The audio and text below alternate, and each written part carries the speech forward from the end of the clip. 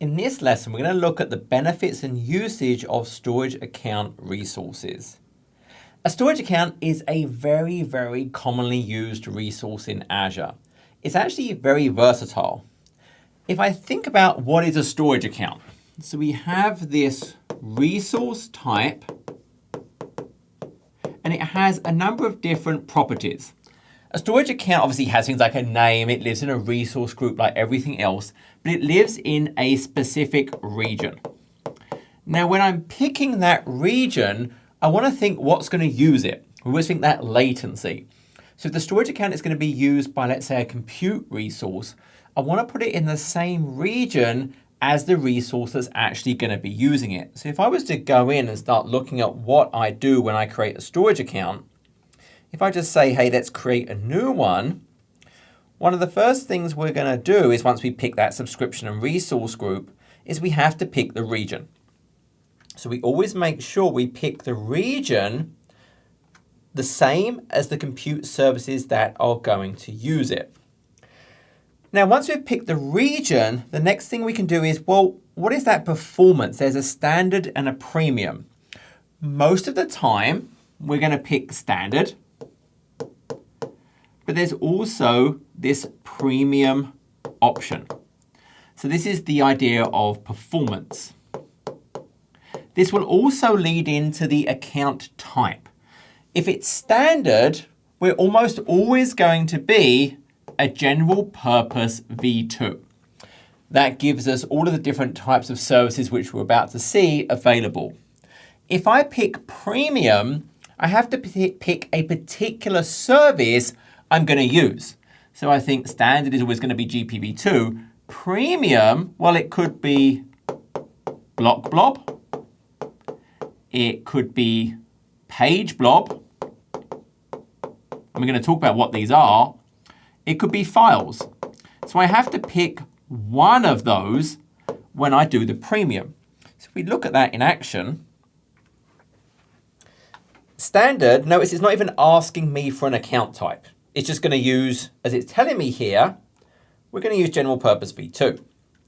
As soon as I pick premium, now I do tell it a type. And this is where we have those three options I mentioned. I have the idea of block blobs, file shares, and page blobs. So as the name suggests, this is going to give me higher performance for that particular type, but I can only use that particular type within it. Then we have this idea of redundancy. And we can see there's a number of different options here. So when I think of that redundancy option, this is all about how is it making the data resilient. So we have redundancy.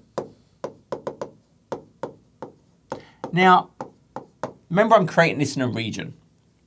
And if we think back to what is that region, let's say I have my region 1. And remember, it's made up probably of different physical buildings, those availability zones that I see. My first option is LRS. Now with LRS, there's always 3. So there's 3 copies of the data, but they're in the same building. My next option is ZRS. So with ZRS, there's still 3, and it's still in one region, but now it's distributing them over those different availability zones. So the AZ-1, 2, and 3. So now I have better resiliency if there's a building level problem.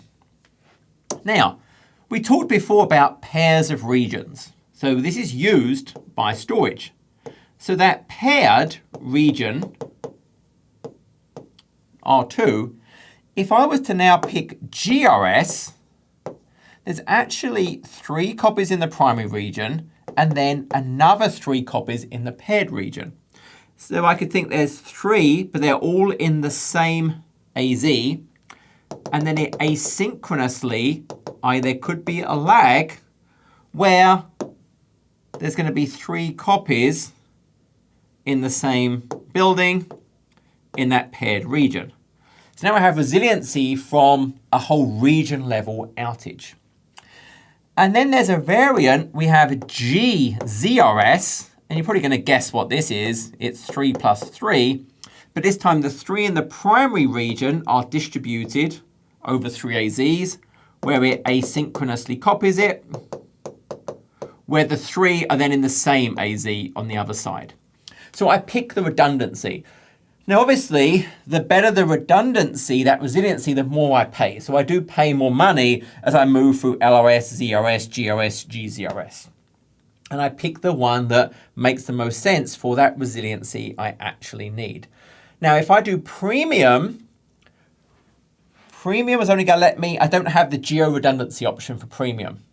So standard is going to let me have all of these. Premium, I'm only going to have that LRS and ZRS option. If I jump over, notice currently we're on standard and I can see all of those options available to me.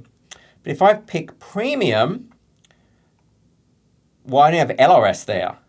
If I pick block blobs, I have LRS and ZRS. If I pick files, I have LRS and ZRS, but I never go beyond that. So there is no geo redundancy if I pick the premium option. So just remember, hey, if I pick standard, I have all of these different options available to me.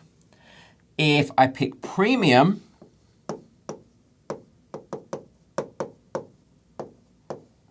I may not even have ZRS. Remember we saw that option where I didn't even have ZRS, but for most of the time outside of page, I have LRS and ZRS. Remember, I get those different redundancy options. So those are some of the core things. There are other options available, but these are the key things you think about for storage account. Hey, where am I putting it? What is the performance type I need, standard or premium? Remember, if I do premium, I only get one type of service. And then what is that redundancy, that resiliency I actually need? Now, once I have that configured, what it's offering me are different types of service. So then we get these services offered to us. And we've already seen some of these. So the big one is Blob. This is just some unstructured piece of data. And there's 3 different types. We have block. As the name suggests, it's made up of blocks that are put together to make up a block blob. This is great for really just any type of unstructured data. It lives in a container. So the structure here is I create a storage account and then I create containers into which I have blocks. Now there is no hierarchy. There is no true folder system with containers. There's a virtual directory idea. I can put a directory name as part of the file name, but it's not a true directory. It is purely virtual. You may hear of Azure Data Lake Storage Gen 2. Azure Data Lake Storage Gen 2 sits on top of Block, but it adds things like POSIX style, POSIX style ACLs. It adds a hierarchical structure, so it adds a true hierarchical namespace, and there's other APIs and integrations with that. Then we have page. This is made up of pages, and this is great for random read writes anywhere in the file. And then we have append. Append, as the name suggests, is just constantly adding to the end of it. Great for example, for a log. So I have these 3 different types within Blob. Now, even within there, one of the things you're going to see with this blob idea is you'll have this idea of different tiers. So I have access tiers. So within block, we have access tiers. And the idea of this is there's data that I'm constantly accessing. So it's hot. So I have this hot tier. Then there's data I access sometimes. I need it available real time, but not as often. There's a cool tier. And then there's this idea of an archive. And this is not online, so I cannot access it. I have to bring it out of archive into something else to actually be able to access it. And the whole point of this, obviously I pay more for hot than cool than archive, but I pay less for the transactions. So if I have data I just need to keep and don't need to access in real time, hey, archive is the best way. I need to keep something for 7 years, stick it in archive. If I need to keep it online, but I don't intend to really interact with it very much, cool is the best option. If it's data I'm constantly using, then hot is the best option.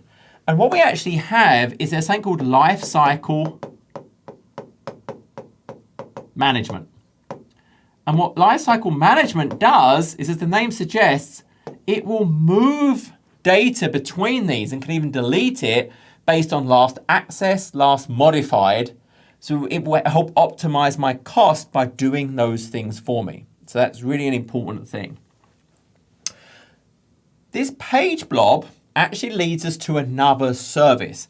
So I drew the idea before of disks.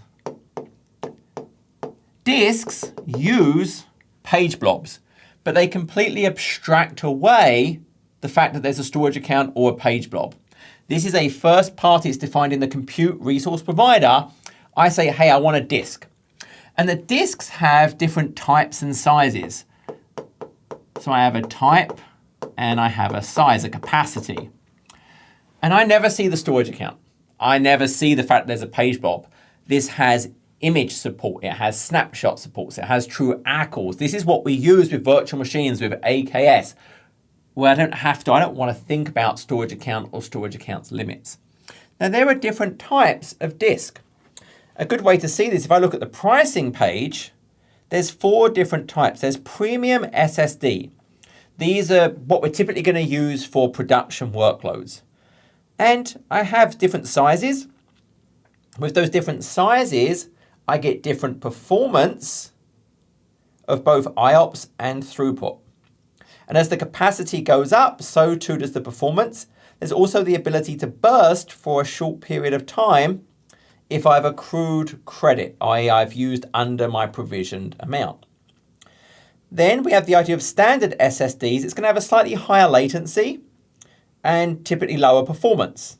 I can still have some burst options here, but these are lower numbers. Then we have standard hard disk drives, even higher latencies, but lower performance. And obviously the price gets cheaper and cheaper. Then there's Ultra Disk. This is the best. This actually lets me individually configure things like IOPS and throughput for all of the main types. So if it was premium SSD, standard hard disk drive, as the capacity gets bigger, so too does the IOPS and throughput. With Ultra, I can separately turn the dials for IOPS and throughput, independent of the capacity. And I can do it dynamically while it's actually being used. I could change it based on what's needed at that particular moment in time. So disks are super, super powerful. Then outside of Blob, we have Files. Files is offering us SMB or NFS shares. So I create a share, and then inside the share, we have the files. This does have true directory capabilities. For SMB, I can integrate with Active Directory for the authentication part. If I had existing Windows-based file shares on premises, one of the nice things you could do is I can actually think about, well, in Azure, I create a file share in Azure Files, and I might then have my on-premises servers that have a file share. And what I can actually do is there's a technology called Azure File Sync. And what this does, as the name suggests, is it establishes a relationship between the file shares and that Azure File Cloud Share, and it synchronizes via them. Now, it's always never to each other. It's always via Azure Files. I can also do tiering. So tiering says, hey, based on I've reached a certain capacity, just store it in Azure Files now. And then if someone accesses it, bring it down on demand. So Azure Files lets me do that capability. So that's Azure File Sync, lets me replicate with on-premises Windows-based file servers. There is also 2 other services. Now, these are not really stressed out within the goals for AZ-900, but just so you understand, there's also queues. So these are small pieces of data that's kind of first in, first out. And then there's tables, which is really all about these, it's schema list key value pairs. So it's just a way to store that data. If I quickly jump over and show you these in action, so if I close that, if I now just go to an existing storage account that has all of these types of data, so I look at my storage account here, we can see this is, actually there's a read access which lets me read for certain types of service from that geo replica. So that's a variant of that read access, but it is a general purpose v2, so it's standard performance. I can see the primary region, and because it's GRS, I can see the secondary, that paired region that it replicates to. I could also see that in my geo replication. It will show me, hey, your primary and secondary, and show me those. But what I have here, there's a nice little storage explorer, which is a graphical way to interact. So for Blob, I can see all these different containers, and then within the containers, I have different files. For file shares, I have, once again, different shares that here I have true folders, I have files within. A queue is just a queue name, and then I would add messages. So I would queue up a message and then dequeue messages. And then tables are just those schema lists, so there's no fixed format. But here I've added a bunch of entries. Notice I could add a new one. And what it's showing me here are ones I've added in the past, but I can add new properties at any time. There's no schema. It's just those key value pairs. And I can define as many or as little as I actually want. So those are those key types of data I actually have available to me within a storage account. So if I have just, hey, I need to store some unstructured data, block blobs is a great use case for that.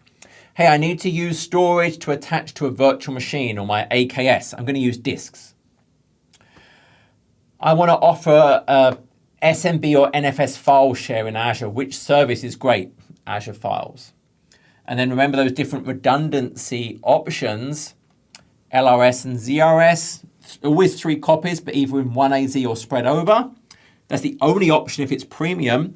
If it's standard, I can also do GRS and GZRS. And I guess I should kind of just make a note, there is an optional read access where apps can actually connect to the replica for read purposes for things like Blob. I can't do that for files, but I can for Blob and some of the other services as well.